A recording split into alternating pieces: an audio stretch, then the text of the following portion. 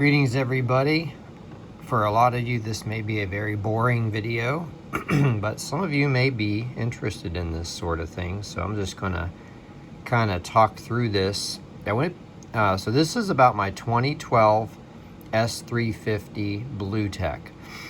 I went through all the service history that I could find. I think I got most of it, and have just summarized everything in a spreadsheet as to what all the car has needed throughout its life. So it didn't have its first problem until 19,000 miles. Oops, I made a typo. That should say 2015. The intercooler hose broke, and apparently there was an AC leak. Then at 19,000 miles in 2015, it needed rear brake pads, and then a battery at 21,000 miles, a temperature sensor, a cigarette lighter at 22,000 miles in 2015. Then we go through a couple oil changes, and then a wheel speed sensor in 2016 at 32,000 miles. The big one was in 2017, 35,000 miles. The oil cooler seals were apparently leaking profusely, and the engine and transmission mounts were bad. It also needed brake pads at that time. And then in 2017, at 39,000 miles, the AdBlue heater needed to be replaced. That's another big ticket item. Front lower control arms at 45,000 in 2018. Both of the air struts were done. The first one was at 48,000 miles in 2018. EGR valve went bad at 48,000 miles in 2018. And then there was a fuel tank seal issue at 50K.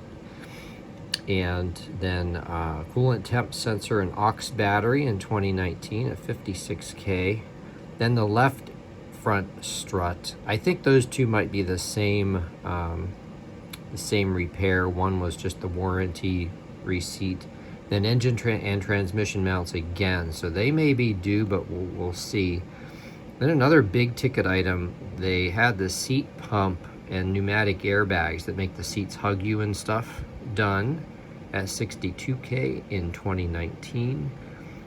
And then turbo inlet gasket, nitrogen oxide sensors, and regular battery. I believe that was the first time for that, 69K in 2020.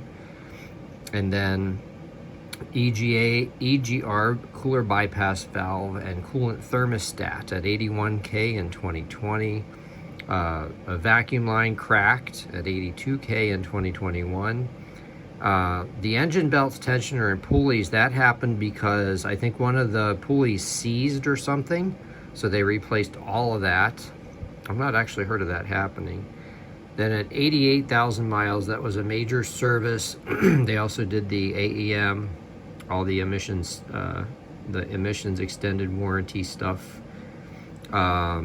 fuel filter, and torque strut bushings. And then that comes up to my purchase a few days ago. So that's the complete history as far as I can tell for those who are interested.